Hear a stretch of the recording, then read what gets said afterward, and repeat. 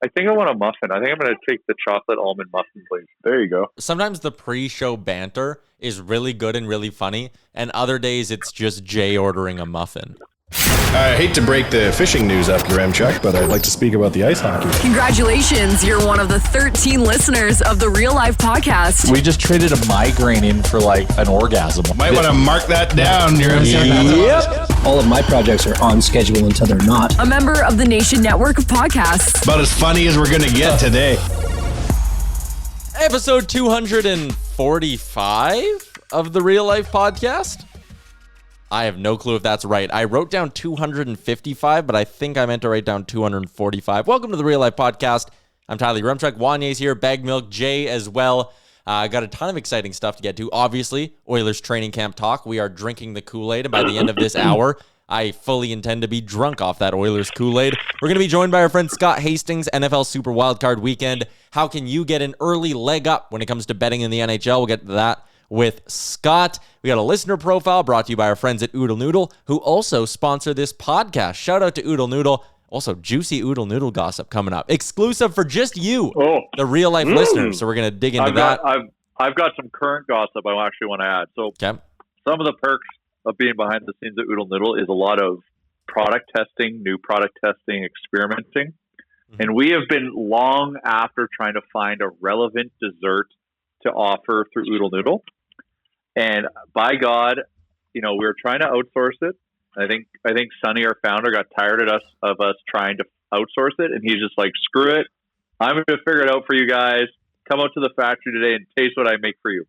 What? It was a banana spring roll. Ooh. Oh, with chocolate drizzle potentially? Fuck. Oh yeah, there's going to be two options: chocolate drizzle or frosted, not frosted icing, powdered sugar. Ooh, and oh yeah, like I'm like, I was just like, oh, I'm so happy. I'm like, I haven't been this excited about a new item in so long. I'm like, this is exactly what we need. Yeah, Sonny will be making them, which is even better, right? It meets more of our mandate. So stay tuned because we have to figure out how to make them at scale. But holy shit, it was good. So I'm high off of fried food. So it's trying a couple other fried items. But yeah, stay tuned. One day when you're good, coming. When you're good, Yaremchuk, one day, we'll take you to the Oodle Noodle Spring Roll Factory, which is an actual place down the street from the Oodle Noodle Factory. But only if you're good. I'm trying to envision what it looks like in my mind. It's like Willy Wonka's Chocolate Factory, but the Oompa Loompas have spring rolls. So is there a chance I die on this trip? I would say it's almost guaranteed. Interesting. You're going to get sucked up into the pipe, Augustus Gloop. I'm going to come out as a human spring roll at some point on my trip to the factory. The dream. 14 locations in Edmonton. 15 is coming soon to Fort Saskatchewan. I'm very excited for that to open, and then I can come up with a new line to say every time I read the ad. We're also brought to you by Twig and Berries, but we'll get into that more a little bit later. Also, on my list of topics, I have something to bring up about a coyote that I keep driving by, and I kind of want to do that right off the bat. I don't know if any of you guys will be able to answer this question. I don't know very much about animals and nature, but I would imagine one of our listeners does. So for the past, I'd say 3 weeks now, either on my drive to work or my drive home, pretty consistently, like almost every day, at some point I am seeing a coyote in the same 100-meter stretch of Ray Gibbon Drive. Wow. Is this the same coyote I'm seeing? Like, would it have a den around there? Is that possible? Or am I seeing like 2 or 3 different coyotes on what are the chances? Let me ask you a few questions. Number one, are you on peyote? This may be a spirit animal. So you are not on peyote. No. Are you sure that this animal exists, or is it only in the spirit realm? This may be the ancestor of a Yaremchuk visiting you with wise, sage advice. Maybe. But I'm pretty sure this is a real coyote. Chances are it's just near some garbage and it's attracted to the garbage that it's eating. Yeah, there's like either unfortunately a dead animal, garbage, or what you're experiencing is similar to what I experienced in my back alley, and you got someone dropping off food in the same place every day, attracting the coyotes. So, but my question is, do we think this is the same coyote I've been seeing every day for the last 3 weeks? Yes. 3 weeks as well. Are they that territorial? Yes. They wouldn't leave? Yes. Okay. Yes. Creatures of habit. They will stick near, but they don't have pups at this time of year. They don't? I don't think so. Isn't that a spring thing? I don't know. It depends on when they get freaky. When the coyote wants to get his business in. Yeah. So maybe like Maybe at this time in like 6 months, I'll see like the family of coyotes. I'll get to meet the family. Or maybe in 6 months, you'll be driving by with your own family. Wouldn't that be a plot twist? My biggest fear is one day I will be driving to work and I'll see a dead coyote on the side of the road. And I'll be like, shit. I'll be sad. I have a bit of a connection. I give him a little head nod when I drive by. Oh. Did you name him? No name yet. So I will also take Shane suggestions. No. Tempo Numanen. Nice. That's a good Did coyote you know? name. Did you know that coyotes can run 64 kilometers an hour, Tyler? So he could, I mean, the speed limit on that road is 60. So he could, if I was going the speed limit, he could keep up with me. That's You interesting. should pull him He can get over. traffic. He can get a speeding ticket on the Ray Gibbons. Mm-hmm. Did I tell you about my super embarrassing Ray Gibbon driving story? Did I do that on this podcast? Hit it. No. So, I plugged in my car for the first time the other day overnight. This was about 10 days ago when it was cold overnight once. So I was responsible. So I'm driving to work, driving. And like one guy kind of gave me a weird look. And then a guy in a blue car pulled up next to me at a light and was kind of staring at me. And I was like, that's weird. Why are these people looking at me? So I sped off the light and got away from him. And then he pulled up to me at another light. And at this point, I have been driving for about between 10 to 15 minutes, somewhere in that range. You had a tail. Yep. Car was plugged in the whole damn time. And I drove through St. Albert, basically completed the entire Ray Gibbon drive with my fucking cord fishing behind me. And the guy finally pulled up to me at a light and like shook his head and pointed down. And I looked at him. I was like, why are you pointing down, you weirdo? Like, okay. And I kept driving. Yeah. And then I eventually saw it behind me and I was like, son of a bitch. So I had to like awkwardly pull over and like wrap the cord up on the side of the road. God, that's embarrassing. I feel so embarrassed when I forget to close my gas cap, like the gas cap door. And I drive and I'm like, like 5-10 minutes away from the gas station. I look at my mirror and I see it's open. I'm like, everyone must think I'm the biggest fucking idiot going. At least you haven't done, gas nozzles still in the truck and driven away. Yeah, that's an expensive mistake, I think. That's a tough look also. Yeah, that would be a bad one. I once had a pylon in a gas station parking lot. My favorite thing I've ever seen at a gas station was a guy overshot the pump a little bit from where the nozzle goes. Mm-hmm. So he's just like, no problem. And he went to back up. Unfortunately, he Dumb and Dumber's it. Or no, that was Tommy Boy, I think, where he backed up with his door open. And it hit that big yellow thing. And it just pulled the door clean off his car. I've never seen anything like that. Yeah, I've never seen anything like that. What was his reaction? He just kind of did through the hands on the head, as you would expect, looked skyward, and just kind of like he did the pace back and forth. He did laps around the car, hands on the head. Like a player scoring on his own net. Like, fuck, that just happened. Patrick Stefaned himself. Set the car on fire, walk away, move on. Okay, but so what kind of, was it a truck? No, it was a car. It was like I would say probably like an old, one of those long boat cars from back in the 80s, I would say. So would you just like pick up the door, I guess you have to, and like put it in the back seat and like just drive to wherever you have to go next? Like Ricky. I honestly don't know what my play would be if I did that. I think that's what you do. Just you rip the other door off and you're like, California forever. This is a surf truck. This is a Jeep. Yeah. Damn right. Check out my Jeep. Oh, you rock a door in your car? You lame. I'd make it a move. Yeah, put a surfboard on top. You're gold. Yeah. Play it out. Yeah, I don't know what I would do in that situation. That would really rattle me, obviously. How hard, like how expensive, like granted, I'm assuming there's a bit of damage done to it, but like how hard is it to get a door put back on? Was that like a $2,000 mistake, a $500 mistake? Like what range was that in, I'd wonder? Well, I think if you're describing the vehicle you're describing, I believe you've written off your car. Yeah, we're talking like a big fucking boat from the 80s. Yeah. I remember when...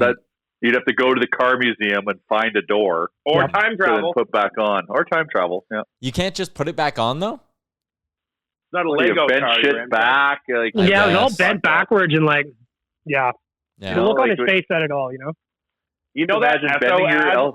You know that Esso ad that's showing every 30 seconds in World Junior with the 3 people throughout the ages? Okay, I watched that ad 20 times. Didn't clue in that it was a continuation of the family. I just thought it was like 3 different people rolling up to Essos, right? And I'm like, why is that guy still rocking like an old school 80s station wagon. And I'm like, oh my God, never mind. That's him. That's good. Good thing I'm not on Twitter during the Worlds. You're not on Twitter anymore? No, I am. I just haven't been on Twitter since the Oilers were out. And honestly, throughout all this craziness of the election and all this wild shit happening, why is that going on? Yeah, not having been on Twitter, man. Honestly, I don't miss it. Like, I'll come back for when the season starts. Yeah, you need to be back on next week. But it's a fucking cesspool, man. Jesus, I do not miss Twitter. Yeah, it's weird right now for me to like watch Twitter and look through the nation's Twitter, because if you look at just the main feed, people are talking about current events. Ooh, training camp, and then it's just like a very weird mix that's on my home feed right now. Yeah, it's like historic event, like history being made. This. Up, Kahuna skating. Interesting. The Western world may be ending, but Cahoon's back on the ice. Yeah. Speaking of interesting things that were tweeted out during training camp today, you guys see that Mcdavid overtime winner in the scrimmage? Woo-wee! He still got it. Not yet, but I will. Oh, fuck it. The Oilers sent it out. It was Draisaitl to McDavid scoring in overtime. You know who tied the game late for Team Blue? Your boy, Jesse Puljujarvi. So he's in fine form. Is that Connor's favorite goal of his career today? Probably, I would imagine. I can't think of a bigger goal. I just love how happy Puljujarvi is. He just genuinely looks happy. Never in my life have I seen someone other than Comrie swim against the stream and come back. I love the fact that he's here, fresh start, fresh number. So, yeah. Jim Matheson, who I love. Like, I am a big Jimmy Matheson fan. Absolute legend. I've gotten to be in a few scrums with him at Oil Kings games. He makes life very easy because he's a great reporter. Hall of Famer, I believe. But that take is not a great take, saying that, Puljujarvi, his take on Twitter was Puljujarvi should not be wearing 98 because it's too close to Gretzky. And that's Gretzky's number. Wow. Also, okay. Connor, Jim, yeah, that's fine. Yeah, so Connor's allowed to wear 97. It's 2 away. It's 2 degrees from Kevin. I think you've got a serious set of finished balls on you to wedge your number between Gretzky and Connor. Yeah. Yeah. Like, I think that's probably a little bit extra pressure we don't need. This is Ken Holland bringing him back, right? Yaremchuk, like he smoothed it all over. Yeah. Fuck, I bet you he would have saved Nail Yakupov's career if he was GM. You wonder what competent management could have done for young Nail Yakupov. If they're willing to take a 4th pick overall that's basically gone and friend him back into the boat, they would have tried with the 1st pick overall for sure. Absolutely. They would have kept Derek Roy. Yeah. Tyler, you have a Puljujarvi jersey, don't you? Yeah, it's in the closet right behind me, number 98. It's a white one. What are you going to do with that now? It's vintage. Keep rocking it. Yeah. I mean, for this year, it's irrelevant because there'll be no fans at games, so I won't be wearing it to any games. But, yeah, I'll keep rocking it. I think it's kind of cool. It's vintage. I almost had a number 39 Puljujarvi jersey because at the time I was still working at the jersey shop, right? And we do custom jerseys, but the rule when customers order is that we can't put the name and number on the back until they play a game. I convinced my boss. I'm like, come on, I really want this for the start of the year. Like, just let me break the rules this once.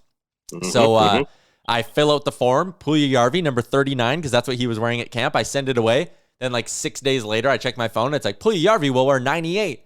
And I had to go. My boss was so mad at me because I had to call the company and be like, hi, we have an order we have to change. And they hated when you did that. It was a whole thing.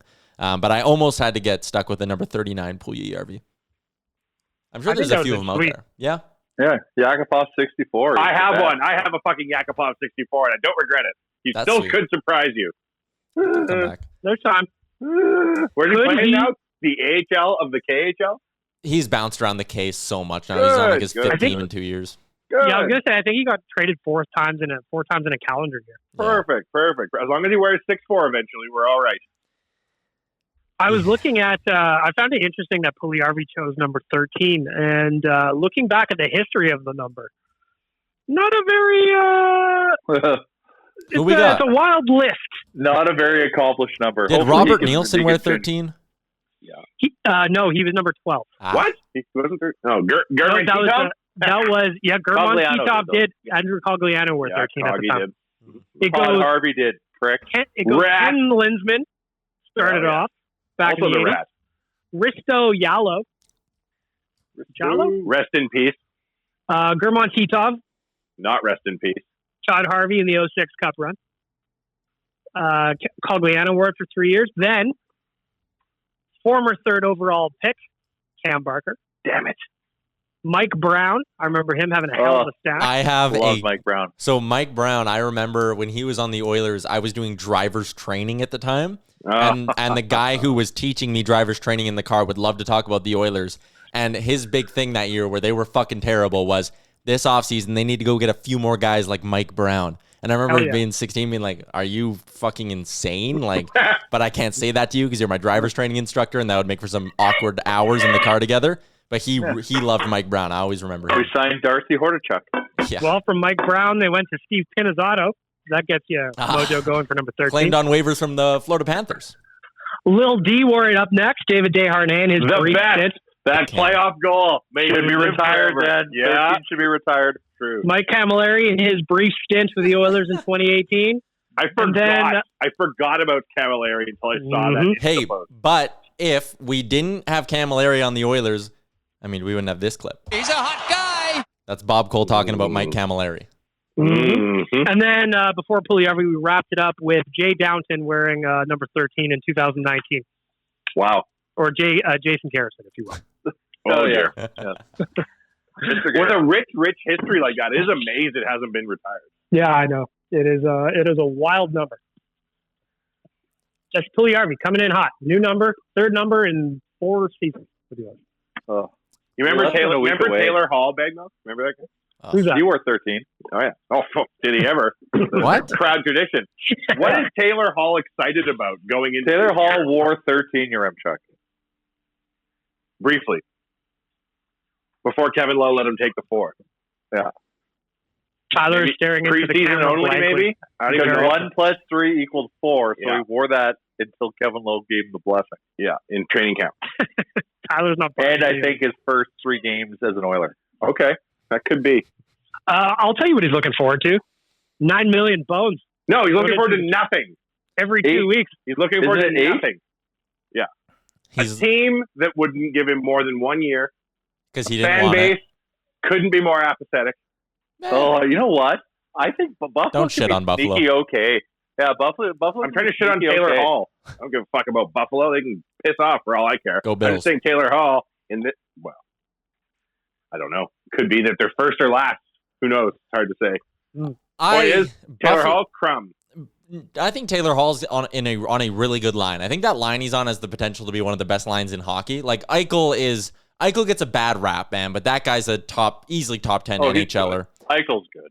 And Eichel's good. You put him with a guy like Taylor Hall who can also drive play, and Victor Olofsson on that other side. Like he can shoot. He can fucking shoot. So I just think that's a really, really interesting trio. I think they all bring something a little bit different to that line. That line could be good. Buffalo's blue line, Rasmus Dahlin, they got some interesting pieces there. Between the pipes, I don't love them, but Dominic Skinner's back. You're not a Hackett fan? Don't forget Jeff Skinner's back. He's a 40-goal scorer. I don't like Jeff Skinner. Pirouetting.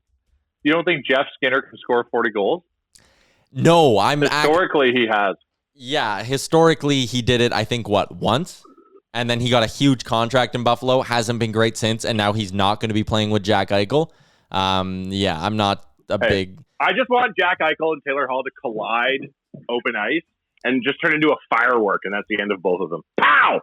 Jeff Skinner's been, over his career, pretty inconsistent. 31 goals in his rookie year. Do you know him at a personal level? Like no. You hate Jeff Skinner. Well, so he scores 37 1 year in Carolina. Follows it up with 24. Big dip. Scores 40 games he play. His only knock is he gets hurt. Well, but also this past year, 2 years ago, he scores 40 in Buffalo. Follows it up. He had 14 goals last year in 59 games when the season was paused. I mean, he has scored 37 in one season and 40 in one season, and you want to argue that he's not a 40-goal scorer? And the seasons in between that are 24 and 14. He needs to play with a skilled centerman or an elite centerman, and he's not going to really get that chance because all of Have you not seen him pull off a quadruple axel at the top of the circle? Remember when that guy booted Taylor Hall in warm-up? I believe that was Corey Potter, wasn't it? That was Corey Potter. He should retire his jersey. That's top 5 memories for me in the decade of darkness. Bam! Didn't Corey Potter wear number 44? He did. 13. Yep. Everyone wore 13. 13. We are all 13. We're all lucky in the decade of darkness. Why don't they ever let an NHL player have a 0? I would love NBA players get to wear 0. I'd like a double 0. Other sports do it. Yes. Yeah, I don't know why I'm against it, but I am. I don't know. I can't articulate why, but some people would say 0 is not a number.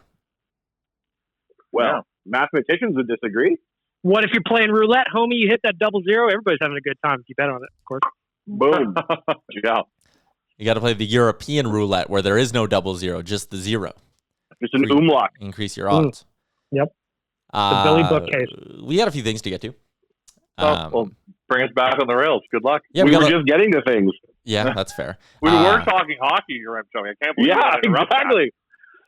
Yeah, actually, I enjoyed. Around in I kind of thought our season preview was going to be next week, next Monday. I have some. Yeah, and it will be. We'll go deep. We'll really deep. break down the Oilers lineup and how well we think our PK percentage is going to be in this upcoming season. And I'm going to table my goal of 2021, which is to somehow get a 4K camera in the Sabres locker room and record Eichel and Hall bitching about a Sabres loss to each other, about how unfair their lives are.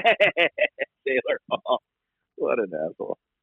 I'll bet you Taylor Hall's over a point a game this year.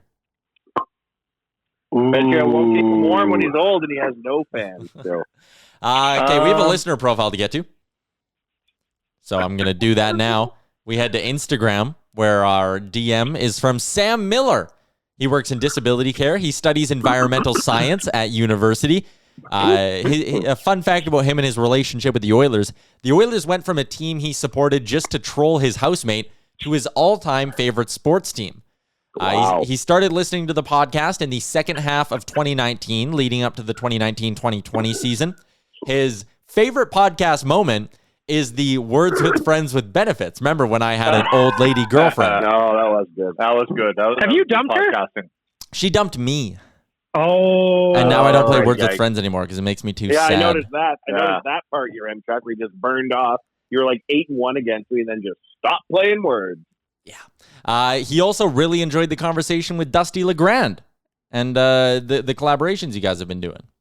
Oh, cool. His least favorite part of the podcast, which I didn't ask for, but he gave us anyways, having to skip over the Big Brother section each week. He doesn't like that. But Sam, I apologize. That's not going anywhere. We're going to keep doing that when Big Brother starts Summer content, man. We have nothing else to talk about. Send us some ideas, though. We're open. Yep. I can't wait for Big Brother to start again. What do you think of that, Sam? His favorite Oilers. Big Brother is. I'm putting Big Brother on a short leash. That last season was terrible. It was so bad. Like, it was so bad. If it wasn't a pandemic, I wouldn't have stuck with it. So they got to. You think Big Brother's going to come back? It ended very unceremoniously with self-eviction, eviction. Big Brother Canada's coming back. It is good. Remember the last season? How weird it was. They were just they kicked out basically 2 people and gave no context as to what they did to merit the removal. It was Twitter spazzing, and a guy self-evicted, and then they had to end it because of the pandemic. But the awkward part with last season of Big Brother Canada, and Sam, I'm sorry we're doing this in your listener profile. You brought it up, Sam. You brought up Big Brother. This is how the podcast goes. You plant a seed, and we will turn it into a weed real quick. Mm-hmm. I don't even remember the last 2, because they did like the awkward final episode where they like dispersed everyone, and they all got called out of the house one by one to go catch their planes. And there were 2 people who like, it looked like they might have a showmance, they might not, but they were just really good friends. And you could tell Big Brother intentionally left them there until like the end of the episode, trying to hope they would get like a showmancy kind of moment, because it was just like the 2 of them like cuddling on the couch with no one else in the house. And it didn't happen. That was a weird ending to Big Brother Canada. Sam's favorite Oilers moment. This ties in nicely. Number 13, David Desharnais' OT goal against the Sharks. That is Sam, that's your favorite moment? Oh, boy. I don't think he's been a fan for very long. In the last 5 years, that was a pretty wicked top moment. Yeah. His right other up one, the middle, right up Broad Street. My second favorite moment is the shirtless Adam Larson photo I posted today for the countdown. You cannot post that photo enough. His favorite sports memory outside of the Oilers, he once hit a parlay so big that when it came through at 5 a.m., he woke up the entire house. He was celebrating so hard.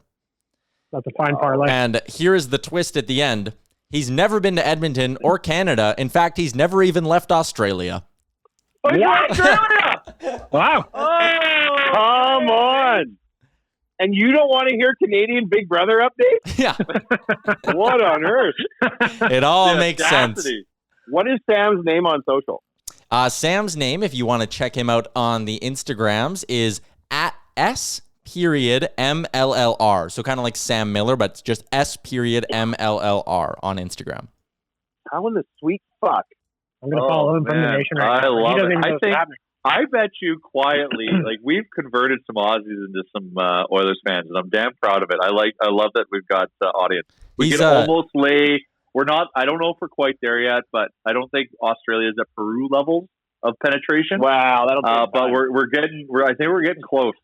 Hey Sam, how would you feel that I'm deep diving on your Instagram right now? I see that he's playing some roller hockey on here. I want to know, got a Sam. couple of Puppuccinos. Sam, can you send us just like how much roller hockey have you been playing? How long have you been a hockey fan in general? Are you improving? Like, I'd love to know more about this. How in the sweet fuck did you hear about anything we're doing?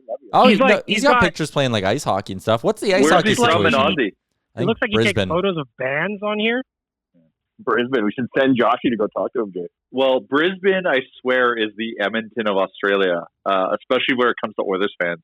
Prestige is from Evan. Prestige is from Brizzy.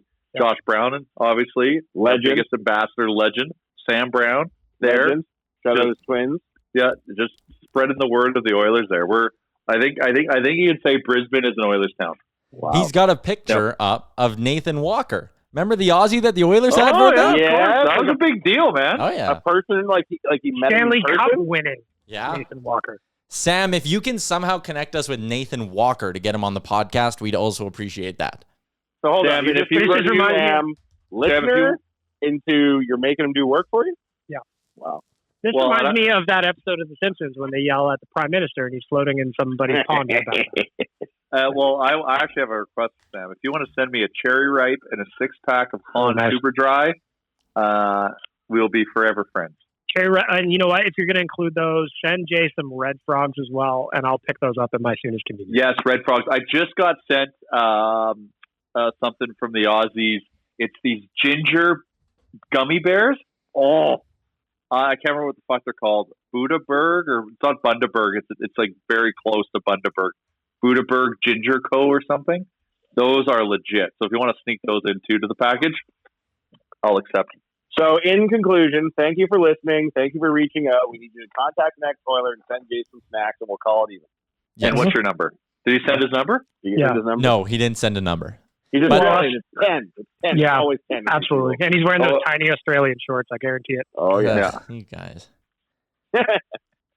Go Brisbane Lions. Go Brisbane Broncos. Okay, there you go. There's a listener profile brought to you by our friends at Oodle Noodle. And he did add that if he ever does get a chance to have Oodle Noodle, he would likely just order 100 green onion cakes. So the instincts are right. It's delicious. It doesn't even make any sense. It's a power play, though. I would also order 100 green onion cakes. Telling you, Brisbane's like Edmonton. What's the max? Brisbaneans. What's the max green onion cakes you could eat in one sitting? Like if I give you like an hour. Oh. 10. In an hour? Like an hour. You could eat 10 in an hour. You could. Like I don't think you would feel like if you ate 10 of anything really. Well, the competition though. Yeah, you could. You've eaten a dozen donuts, Jay, numerous times. You're talking about dozen donuts for lunch. That was my junior high treat. So you couldn't do. You don't think Sam, a Bris Vegas citizen, couldn't do 10 green onion cakes? Yeah. I think he could.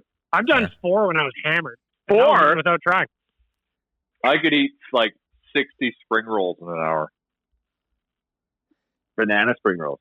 Oh, buddy, wait till those fucking come, man! I swear to God, they are so good. I'm thinking about the process of making these, like the amount of bananas we're going to have to start ordering. We're now going to be a big banana company. Look out, Booster Juice. Remember when we had our big debate about how many chicken nuggets you could eat in an hour? Was that on this podcast? Yeah, that was absolutely on this podcast because I remember this because I went golfing over the summer with his name's Eric Sabrowski, big listener of the podcast, also a professional baseball player from Edmonton here. Yeah, he's in the Padres organization. And he listens to this? Oh, yeah, he listens to it all the time. Sir, You need to, if you want to play in the MLB, you need to up all parts of your life. Yeah, you should be listening to Joe Rogan. Might I recommend Joe Rogan and Spittin' Chicklets? But he said he once ate 60 chicken wings while stone cold sober in an hour in one sitting, which is insane. That's how you become a Padre. I've watched a buddy do 60 wings in a sitting, no problem. Jeez. Totally doable, but you will have grease coming out of your pores. Yeah, the meat sweats were real. I remember. You don't feel good after that, but that is very doable. Yeah, like Yaremchuk, just to give you some context, I watched my buddy Mark do it. He's probably 6'5", just a tank of a man. He crushed 60 wings, no problem. I ate 11 McDonald's cheeseburgers once on a dare. Nice. At the mall? Where were you? What McDonald's? It was in the West End, the one by... Fantasyland? No, the one by, like, Mayfield Common. I know someone whose identity I shall protect, who, when I first met them, would order, if we were drinking, like 2 cheeseburgers, one for now, and they would go to bed with the other one next to them. Oh, morning delight. It doesn't age well. No, when I was in high school, McDonald's used to have like 49-cent cheeseburger Wednesday or something like that. And I had a buddy whose dad would go and buy about 60 at a time and just throw them in his freezer. They would always have McDonald's cheeseburgers in their freezer. Can you imagine that fucker in the air fryer? Oh, man, that'd be good living. I reheated pizza yesterday for the first time, Tyler, in the air fryer, and it is a game changer. It's like 3 minutes in the air fryer, and the cheese is melted. Like, it's fucking... Had a nice little crisp on it. Yep. It was lovely. It's unbelievable. Wow. Air fryers change everything. I had leftover potato skins, and I threw them in the air fryer for like 4 minutes, and then I opened the air fryer, threw some more cheese on them, and stuck them back in the air fryer for like another minute. Unreal. Big air fryer field guy, Tyler Yaremchuk. Yep. Do you ever go back to the radio, Yaremchuk, and like bring up one of the topics that's relevant here, and they're just like, "Why are you talking like that?" Like, do you wish you're on the Low Tide show? You could just jump into an air fryer rant. We talk about air fryers a little bit on the lowdown. We talk about nonsense a lot. He likes to grind my gears right now. He's like, "You're gonna get a dog soon," and he knows like how badly I want nothing to do with a dog. But he's like, "Oh, we'll grind you down. We'll get you to one." But he knows it drives me nuts. Why don't you want a dog? They're lovely. Dog, wedding, children, Yaremchuk. Yeah. I saw a photo of Jay's dog, Hot Dog, sleeping in a bed like cute. A human. Frank does the same thing. He shared a pillow with me last night. It's lovely. If I could adopt the coyote I keep seeing on Ray Gibbon Drive, I would do that. But not a dog. Did you tame a coyote? That coyote is with you always. It's your spirit animal. Fair. But no, dogs, I don't know. One, I'm young. I don't want to have a lot of responsibilities. I like just being able to do whatever and not to take care of something. You're the oldest man on this podcast. You're at home all the time anyways. Yes. Not really. And I don't know. I just don't want a dog at this point in my life. It's not something. You give him a funny hockey name. You call him Bart Messier, aren't you? You're a cat guy. I had a cat growing up, and he died this year, so maybe I'm still grieving. Oh, yeah. Don't you feel bad now, hey?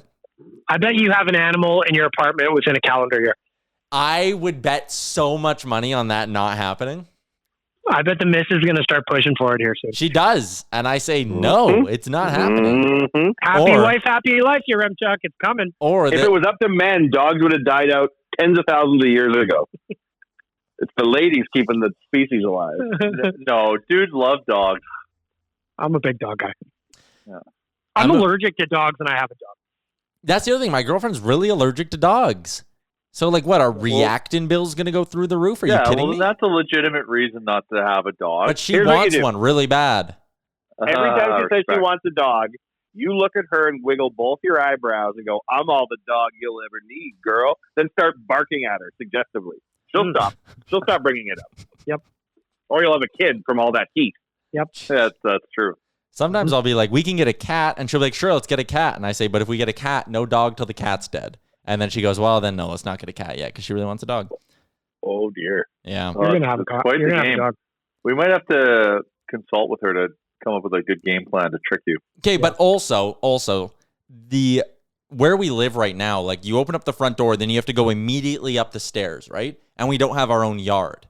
So to get, like, a puppy that has to, like, go out and pee in the middle of the night and shit, like, I don't want one of those chair lifts are always advertising for old people. Just lower it from your balcony via a harness. Yeah. Just get a little dog and teach it to piss on pee pads. Yeah, man. Lower it from my balcony with a harness. No, get a bucket, like a big stainless steel bucket. And if it doesn't go in the bucket, put it in the bucket, just whip it into the yard. This is and terrible. then look at your old lady and go, I'm old a dog. You'll ever buy a dog-sized Zorb, put the dog in the Zorb, attach a rope to the Zorb, throw the Zorb off the balcony. Dog will land safe, bounce around a little bit, pee, hop back in the Zorb, wheel him back up, go to bed. Can you imagine the people below me, like they have company over, and then like all of a sudden a dog just like comes down past their window, and they're like, "Oh my God, what's that?" And my neighbor's like, just the neighbor letting out his dog to piss. And like the dog gets wheeled back up. The harness. I have a question. What is a Zorb? Yeah, thank you. Mm-hmm. Oh, geez. You don't know what a Zorb is? No. Is it the plastic ball? There's those giant, like, inflatable balls that you go in the middle of, and they have a little bit of water. You put a little water in there, and then you go down rolling in a hill in them. In a pandemic, we should all be in Zorbs. Yeah, Zorb. I did it in New Zealand. Edmonton needs to have, one of my big things, Edmonton needs more adventure tourism, and Zorbing would fall under adventure tourism. You should be able to Zorb at the Edmonton Ski Club. You would fucking love it. Or just that hill behind the Mootard. You just get in a Zorb and roll your way down. That'd be good. Yeah, that's the Edmonton Ski Club. Or you're thinking Connors Hill. Like, getting the Zorb back up the hill, like, you need to deal with the company because they have to drive it up. Mm-hmm. You don't want to be responsible to wheel that Zorb all the way back up to the top of the hill. Mm-hmm.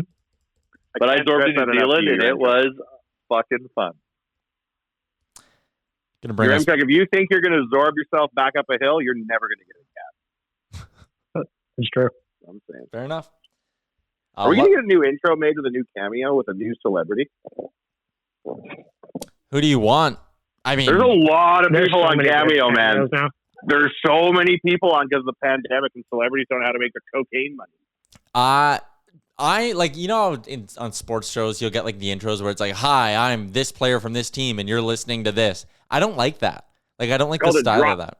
No, Daddy Longneck was legit. That was amazing. That style of intro. I watched that video the other day. He makes porn now, Tyler. Oh my God. See? He's living his best life, man. This is the best case scenario. That's the part like his career arc gets him there. But Jesus, best case scenario. All right, Yaremchuk, what do you got? Bring it back. You can get Montel Jordan for $100. How's that? This is how we do it, Tyler. This is how we do it. Oh, Yaremchuk, come on. Again, I don't have $100 for Montel Jordan. No. We'll find something. We'll do a GoFundMe or we'll tap into Bagmilk's OnlyFans account. But we should get a new cool intro. If I have time to throw it together, I will get to work on it. You don't have to do it. We can work on it as a team. I just need to get your approval as the spiritual leader of this podcast. We can talk. You and the coyote. It doesn't say yes, but it did. We can talk. You're absolutely. Mikko Koskinen. A lot of talk about Mikko Koskinen recently. What are you guys expecting from the Big Fin this year? Like, is this a year where Mikko Koskinen takes a big step forward and is the number one goalie through and through, no concerns about it at all? Or is this going to be a year where it's Mikko's good for 4 games, Mikko's bad for a couple, so Smith comes in for 4 games, is good for a couple, bad? Like, do you think it's going to be a back and forth year? Do you think it's going to be like Mikko Koskinen takes charge? Depends how much he charges on Cameo and whether or not we can get him in the new intro. Yeah. I think that's the only answer that makes sense. If he's under $100, then we should probably just buy it and get Mikko Koskinen to say something fun. But if not, then we'll have to find someone else. I can't imagine 2 more placeholder-ian goalies than these 2 right now. I don't see a 1A. I don't see a 1B. I think they could both get hot and win and look major league. They could both go stone cold. Who the hell knows? So Mikko's it's compressed schedule. So I don't think Mikko. Well, this is just going off past because when we threw him to the Wolves in his first season here in the tail end, he was playing every game, and he just started declining versus the next season where he was doing the 50-50 role. He did, put up decent numbers. I don't know how that'll translate into this season. I don't know. How old is he now? 32? Yeah. 33? Yeah, around there. How many more seasons do we have him under contract for? 12? 2. This year and next. Yeah. The beauty is we only need 40 games out of him, and then Mike Smith can do the other 16. That's true. And if he can compete and do a 917 save percentage like he did last year, or 916, whatever he was, I think like if he does that, I think we should be happy. I can see Koskinen going on a playoff run, and we think he's the new Roley. Like, he has it in him. He does. No. He's gone on 10-game streaks, 15-game streaks in the past that make you go, holy shit, Mikko's here. He just has, like a lot of goalies, he doesn't do it for 30 or 40 starts, right? He's not going to have like a Vezina caliber season this year. But I think there's a chance we get... You can't compare him to Roley. Roley, literally, him and Pronger, we were sitting on their shoulders. No, but like prior to knowing that Roley was Roley with a capital R, we knew he was a streaky-ass goalie. We just needed him to streak at the right time, right? Yeah. Koskinen, I feel, maybe he doesn't have Roley-esque heart and whatnot. Like, we haven't seen him be the shining guy we need him to be. I just think he may have it in him to go white hot for a playoff.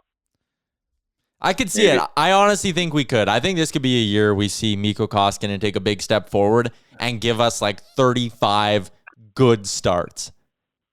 I would agree with that, but I would think it'd be he's like just a technically sound goalie, like very kind of just unfazed. So it seems like calm, like no kind of emotion or anything. He just kind of goes through the movements of being a goalie and stops pucks. I wish you could see what Jay's doing right now. A byproduct of that. How are you wearing your jacket right now? Isn't it boiling a little bit? No, it's fine. Go on. But I think this will also be a function of our defense and two-way play. I think is going to be better this year as well because of some of the changes.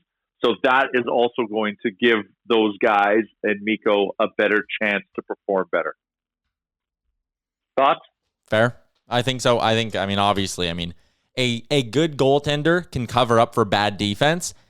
Yeah. A bad defense, man, the other way around. A bad goalie can't really do. No. So it's a bit of a, you know what I'm saying? Like it's going to take both of them. Enough. Your defense might be so bad you have Vezina candidate, you know who in net, and it took until he went, you know where to know how good he was. Yeah. I can't even bring myself to say it. We need like anti-Niemi level of goaltending that the Blackhawks have, and have a version, not saying the Chicago Blackhawks of 2010 or whatever year it was, but like a version of that that's led by Connor McDavid and Leon Draisaitl in front of him, and you can go far. Yeah, I think that's a good way to look at it. I was disturbed to read today on my Apple News that Connor McDavid has 5 years in the can of his career. It's wild. Yeah. Uh-oh. We should almost pay $85 to find out what Riff Raff thinks. Yeah, this is Riff Raff. Connor McDavid has had an excellent career. You know? You listen to the Real Life podcast. This is Riff Raff. Jody Harolo. Before we get into our friend Scott, or get to our friend Scott Hastings from OddsShark, I want to talk about it's fantasy hockey season coming up. I got my 2 big drafts in the next few days, but there's something new, and I've always been a big fan of daily fantasy sports. But I understand sometimes why people stay away from DFS. It's, putting in money onto a one-night thing. New website, ownersbox.com. Drew Brees is an investor and spokesman, which is interesting. But it's not daily fantasy sports. It's weekly fantasy sports. And I'm on the website right now, and this shit's interesting. Like, basically, you do a draft, and you're in a fantasy hockey league for a week. You could pick 2 weeks, 3 weeks, 4 weeks. And it's sort of like a short season of fantasy hockey where you're competing against the same guys in a league kind of thing. Very interesting stuff. I'm on this site now. But anyways, tomorrow on Oilers Nation Radio, we're going to be getting into this a little bit more. So if you want to know more about the new weekly fantasy sports site, ownerbox.com, listen to ONR tomorrow. We'll have more on that. I think that's the good kind of in-between for fantasy hockey, because the season-long grind of fantasy hockey, like, and for some, like, don't kid me, for some, it's like the best because there is so much going on a daily basis, and people love that. For me, I don't have the time for it, so I stopped doing it. But DFS, like the actual DraftKings, one night's too random. One night's too random. So to get the thrill of being in the game for a week long draft, the what OwnerBox have, I'm going to go back and try it because I think it's one more condensed. You feel more entertaining, especially because if you're getting your ass handed to you, you just know you'll reset next week, as opposed to just I guess I got to wait till next season. You get to hit the reset button a little quicker, so it keeps you kind of more engaged. So I'm going to give it a try to see if it can get me back in the mix. That ties in nicely with our guest this week, who is Scott Hastings from OddsShark. He joins us every single Thursday on the podcast from oddshark.com. It's your spot for all the sports betting information that you need. NFL weekend coming up. They got a ton of stuff to help you be a smarter bettor for NFL weekend. NHL season just around the corner. Their great staff of experts have a ton of NHL content ready to go. And there he is, Scott Hastings from OddsShark. How's it going, Scott? Hey, fellas. What's going on this week?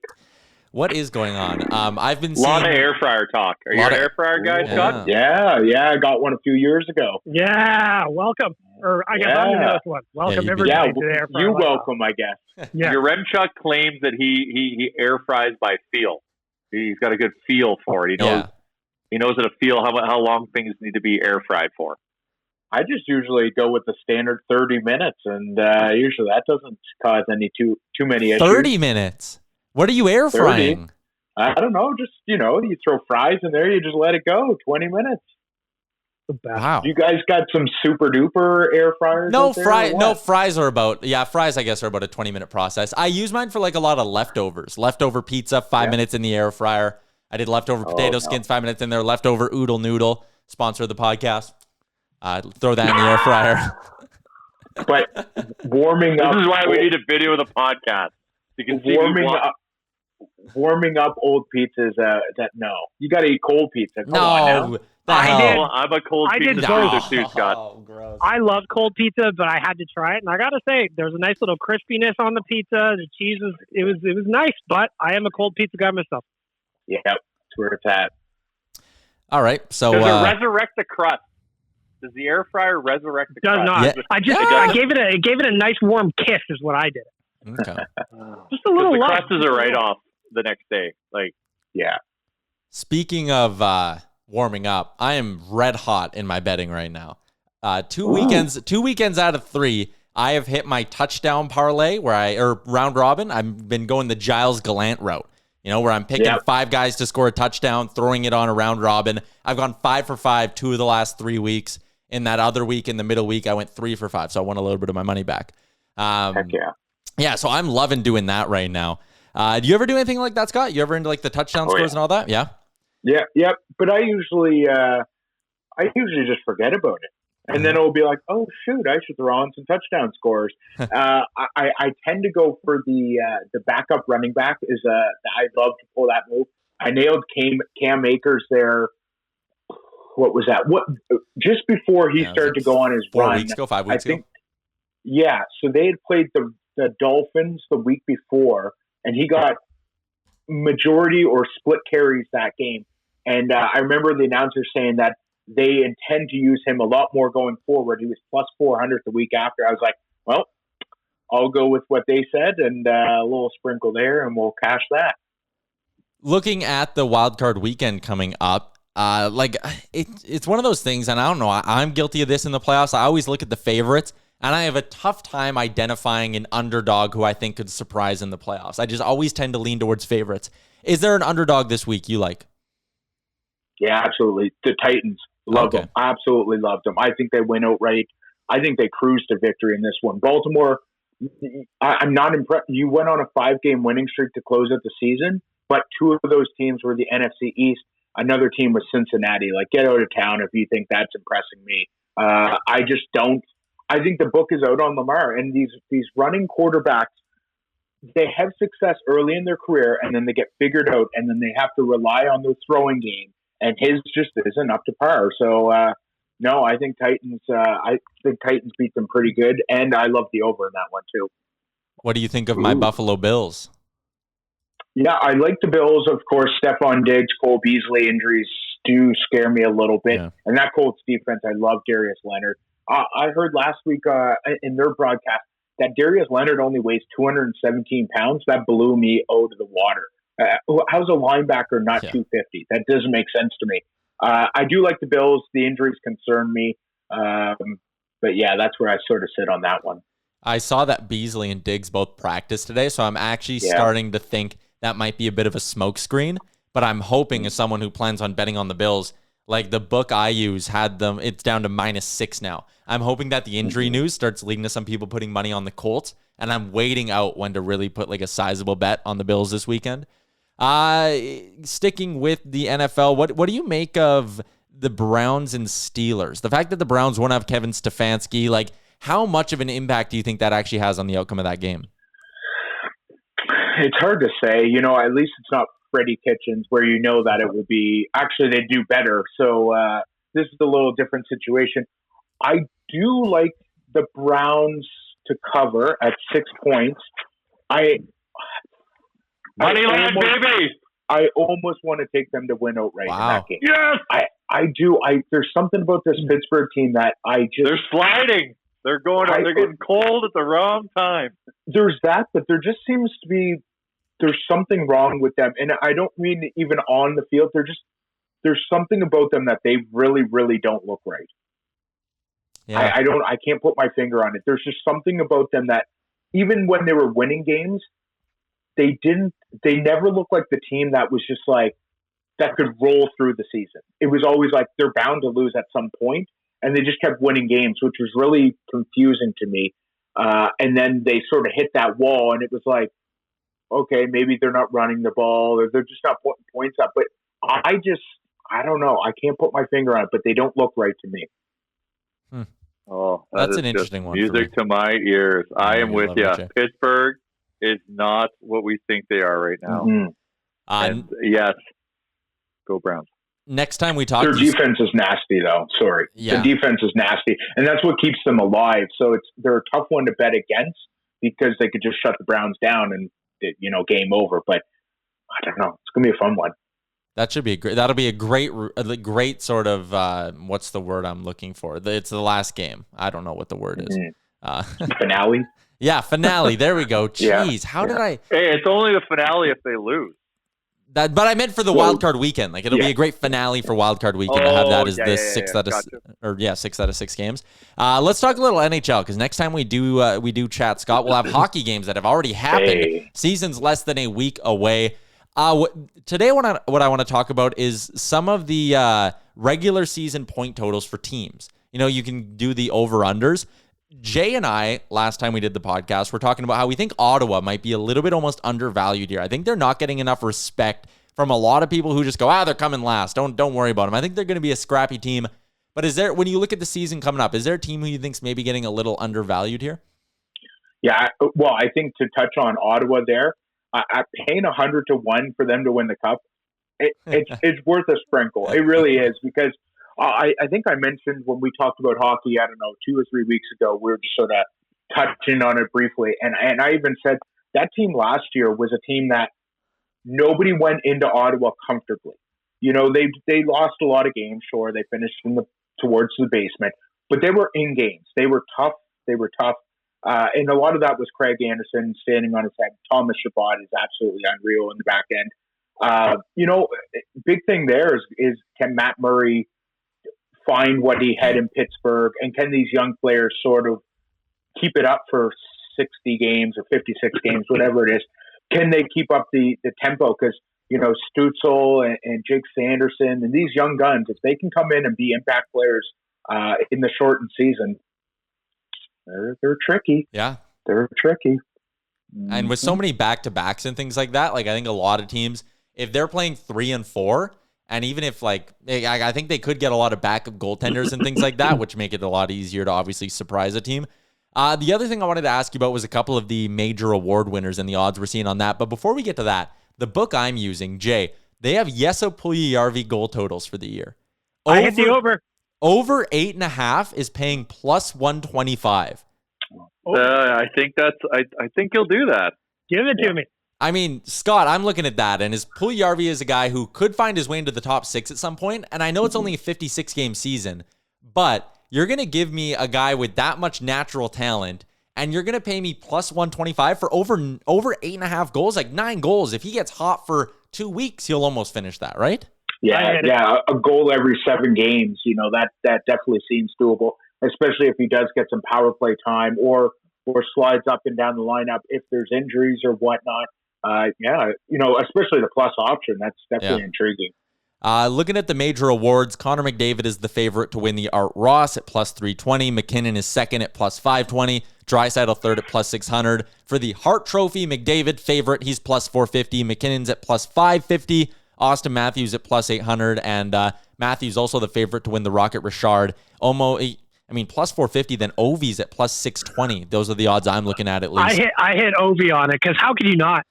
Scott, when you look at those major awards, what do you like? Yeah, I was disappointed to see Austin as the favorite for Rocket Richard. He was the one I was eyeballing.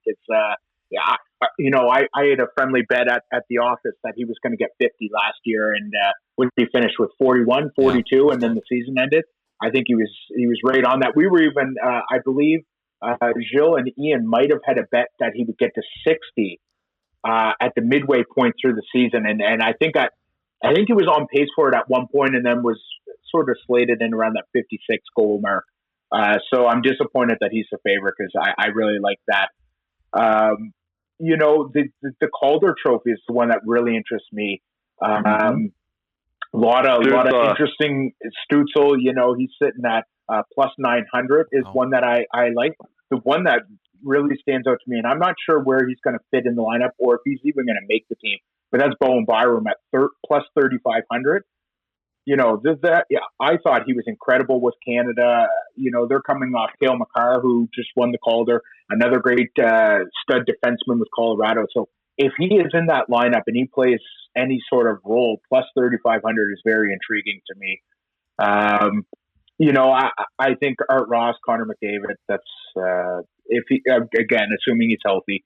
Hart Trophy, I was leaning towards Nathan McKinnon. I think he's due. He's been right there the last 2 years. Was it last year that he had the most first place votes to not win the award? I think so. Or was that the year before?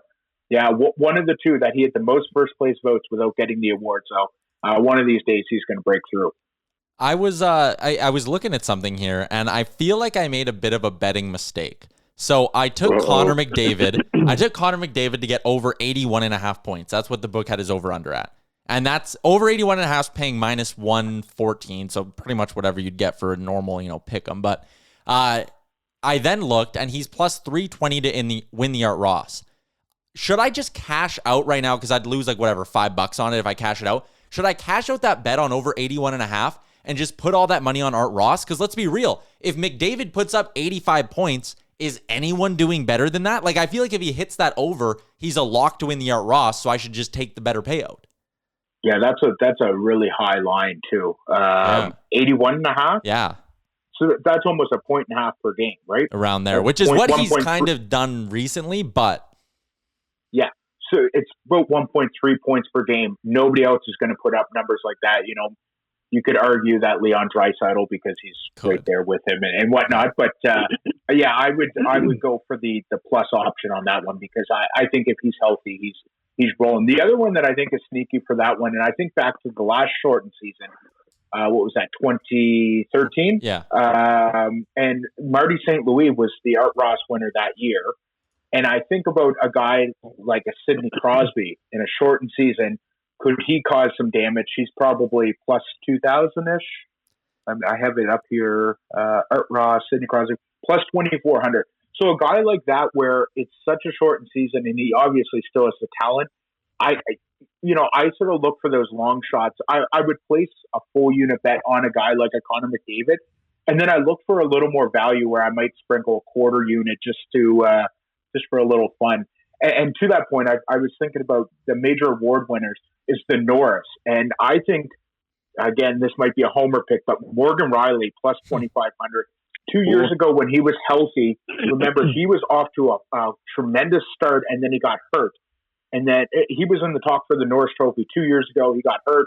That sort of busted that one. And then last year he was dealing with injuries all year. I think with TJ Brody flanking him, plus 2,500 is really, really intriguing, especially in that Northern Division where Toronto is the favorite and should have some pretty favorable matchups. Let's just say that. Seth Jones at plus 2,100 interests me on the Norris too. I think Jones is a guy who for a few years now I've been kind of beating the drum of this guy needs to be getting more Norris love than he is. And in a shortened season, he could easily take that step forward. Yeah, he was the other one I was looking at. He's an absolute stud, and I remember, of course, he went against Nathan McKinnon in the Mem Cup there. Yeah. I think that was 2013 as well. And there was so much talk of which one would go first overall, and my local Halifax Mooseheads put a pounding on the Portland Winterhawks, and Seth dropped to 4, and Nathan went number 1. So there she goes. That was a good Mem Cup by McKinnon. That was so nasty. Good. He deserved to be number 1 that whole season, but yeah, just had that drop off and Seth shot up. I was like, what the hell? And then I'm like, sure as shit, he proved himself in the Mem Cup when it mattered. With Jonathan Drouin, too. The Drouin, when he was in junior, he just saw the ice so well, and you couldn't take the puck from him. So he just stick handles through everyone, and then Nasty Nate would just be sitting there wide open, dish over. Yeah, next one, let's go. Yeah. And Ehlers was on that team too, right? No, Ehlers came after. Oh, he came the year after. My boy Martin Ferk, he can shoot. Marty Ferk. Yes, yeah. They're starting 5. 3 of them now play in the NHL. That would be Nathan McKinnon, Jonathan Drouin, Marty Ferk, and Conrad Albertshauser, which was their number 1 defense. He was drafted by San Jose, but he's playing over in Europe. But that team was pretty good. I think they had I don't remember how many games they played, 68. So I think their record was something around 59, 6-3, or it was 58, 6-4. It was incredible. I was in the realm there. I do recall they played St. John one time, and Jonathan Huberdeau was on that team, and they beat St. John 13-2, but the 2 goals were Jonathan Huberdeau.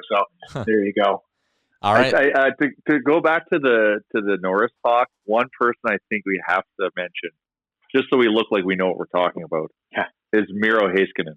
Yes. Ooh, yeah. Yeah, absolutely. Plus 1,700. What he did in the bubble was real impressive. So, he's going to get my attention. I don't mind that pick. No disrespect to Victor Hedman. He's okay. But he's fantastic, but I'm betting to make money. Like, the juice isn't worth, a season-long bet. I may as well. But these are those bets you don't, you throw 20, 30, 40, 50. Something that isn't going to, break the bank and just, forget that you did it. And then all of a sudden, one of them's on fire. Oh shit, that's my horse. He's paying. You don't care to make plus. Well, of course, making plus money is the best. But on a long term bet like that, I think it's worthy to make the higher premium picks. Take a risk. Yeah. The Norris, I believe, is the toughest one this year. There's so many great candidates. Oh yeah. Yeah. All right, Scott, a little bit of QMJHL talk. I don't mind that at all. I appreciate you giving us some time. You're excited to talk more hockey throughout the season with you. Hell yeah. And have a good weekend. Good luck. What about our football picks? Are we still doing picks? I thought we wrapped that up. Okay, sorry. No, come on. It's playoffs, baby. Okay, I really need Scott's advice because the season's winding down. This is where I get real aggressive. So that's great. I'm gonna play some big bets. All right. Scott, I'm gonna put you on the spot with this. Could you give us 3 picks, or do you just want to do 1 a week for the playoffs? Yeah, whatever. Well, I guess eventually there won't be 3 games. Yeah, so, I guess. That'll be difficult. I'll make 3 picks on the same game. Give you a couple prop options. All right, so we'll let you go first, Scott. Where are you feeling? What are you liking this weekend? Yeah, okay. Well, I said Tennessee. That's my bet of the weekend. I really like them. So you can take them +3, but I like them outright. I'm leaning towards the under in the Buffalo Colts game. I think the Bills defense might cause some issues for Philip Rivers and the crew. And I really like the Colts defense. So I like the Bills to win, but I like the under 51.5. And I guess we'll go with the Saints here. I just don't have a lot of love for the Bears. And I think Alvin Kamara will play. So they're getting 10, or they're giving up 10. And that might be too much, but we'll go with it. All right, New Orleans -10. I'm just going to jump out right now. I'm taking Buffalo -6. Shocker. That's my pick. Got to stay loyal to the Bills here. And honestly, I just think it's a smart bet. I think they're going to be able to win by a touchdown. I don't trust Phillip Rivers in a playoff game. I trust my boy Josh Allen a lot more. So I'm going Buffalo -6. Jay, Bag Milk, one of you guys got one quickly? Well, Casey isn't playing this week on Bag Milk, so you're in trouble. I'm going to bet, you know what? Despite what Scott said earlier, I'm going to bet against the Browns. Steelers. Ooh. Oh, yes. Excellent. So I can fade Bag Milk. There we go. I have to give everyone a warning. Ring the alarm bell. I am betting with my heart this weekend. I'm advising you to go Cleveland +6. I'm personally going to hammer Cleveland money line. I think after here talking to you, Scott, I'm going to go Tennessee Cleveland parlay, paid +713. Maybe alt line here, -3 Tennessee, -3 Cleveland. Oh, yeah. Getting some crazy stuff in here. Go real deep. Like, yeah, I lay $100 down. I could be $113 richer. There we go. What is that? Buy you a new hat. Juicy. So if you go Browns -3.5, and if you were to parlay that with Titans -3.5, that's +1355. I'm not that greedy. It's too much, too risky. Parlay with Seth Jones, you'll be laughing. Yeah, you'll put a down payment on a house with that kind of win. I'm going to go with Heiskanen. Yeah. Oh, there you go. Yeah. All right. Well, now we can wrap things up. Scott, appreciate your time as always. All righty. Take care, fellas. All right, that's Scott Hastings from OddsShark.com. Check them out. They got everything you need. They got their supercomputer. They got all the lines you can shop around as well. They have books you can trust and what the bonuses are, all that stuff. OddsShark.com. Check them out. And while you got your web browser open, go check out our friends at Twig and Berries as well. No judgment, no shaming, no fancy words, just real men. They got a great outdoor rink line. It comes with a toque. They got shirts that just say ODR. They look really cool. So check out our friends at twigandberries.ca. And while you're at it, use the promo code NATION15. You'll get yourself 15% off. Before we go, I just want to tell you about 2 more bets I just placed. Yep. Jesse Puljujarvi. I hit him at over 8.5. I also hit him at over 18.5 points at +105. Oh, that's a great bet too. I think. Can you parlay the two? It wouldn't let me parlay. No, I don't think you can parlay that. I'm looking at the Ottawa Playoff Bet right now. They have it locked. You can't even make the bet. I think they're going to change the line. I think a lot of people are thinking Ottawa's got a chance, and they have to address that. I also bet on Ryan Nugent-Hopkins going over 50.5 points. I can see that too. 50.5. What's power that play? That would be like just under a point a game. Just under a point a game. No, but what's that paying? Like -114. Ooh. -114. That's standard for an over/under or close to it. Well, like what's Nuge on average though? He's normally like a 60-point guy in an 82-game season, right? If this was last season, he would hit the over on this bet. Okay. Yeah. Power play and playing with Mcdavid, he should be able to do that. Oh yeah, and now his line mates are good. Yeah. So I don't mind that bet at all with one Ryan Nugent-Hopkins. All right. Yeah. We're gonna be I'm gonna set up. So what I'm gonna do is I'm gonna get like 10 over-unders for the Oilers season for us. Get some player points. Get like Mikko Koskinen's save percentage over under this. Mike Smith total starts. How many points the Oilers will get as a team. All that stuff.